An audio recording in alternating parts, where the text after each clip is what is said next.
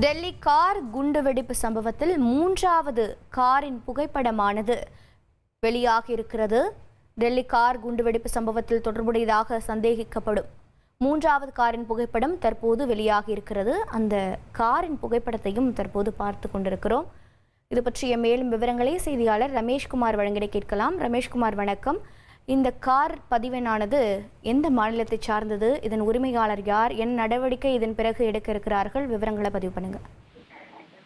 Delhi Sengottai car வெடிப்பு சம்பவத்தை தொடர்ச்சியாக விசாரித்து வரும் புலனாய்வு அமைப்புகள் சந்தேகப்படும் நபர்கள் பயன்படுத்திய பல்வேறு கார்களை தேடி வந்தனர்.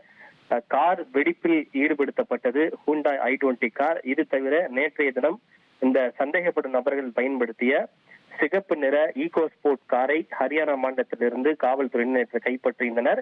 இது தவிர இந்த நபர்கள் பயன்படுத்திய மற்றும் ஒரு கார், அதாவது பிரெசா கார் என்று சொல்லப்படுகிறது, அந்த காரையும் காவல்துறையினர் தேடி வந்தனர். இந்த நிலையில் தான் சம்பந்தப்பட்ட அந்த கார் ஹரியானாவில் இருக்கக்கூடிய அல் ஃபலா பல்கலைக்கழக வளாகத்தில் இருப்பது கண்டறியப்பட்டிருக்கிறது. இது குறித்து ஜம்மு காஷ்மீர் காவல்துறையினர் தங்களுடைய விசாரணையை துவக்கி இருக்கின்றனர். இந்த கார் கைது செய்யப்பட்ட பெண் மருத்துவரான ஷாஹின் பெயரில் பதிவு செய்யப்பட்டிருப்பதும் விசாரணையில் தெரிய வந்திருக்கிறது. இந்த ஷாஹினும் முதலில் கான்பூரில் பணியாற்றிவிட்டு அதன் பிறகு ஹரியானாவில் இருக்கக்கூடிய அல் ஃபலா பல்கலைக்கழகத்திலும் இவர் பணியாற்றி இருக்கிறார். இந்த கார் ஏன் இவ்வளவு முக்கியத்துவமாக தேடப்படுகிறது என்றால், இவை வெறும் போக்குவரத்துக்காக மட்டும் பயன்படுத்தப்படவில்லை. மாறாக வெடிப்பொருட்களை பதுக்கி வைக்கவும், சேமித்து வைக்கவும், அதனை ஒரு இடத்திலிருந்து மற்றொரு இடத்திற்கு கொண்டு செல்லவும், அதன் மூலம் சதி திட்டத்தை அரங்கேற்றி குண்டு வெடிப்புகளை நிகழ்த்தவும் அவர்கள் திட்டமிட்டிருந்தனர்.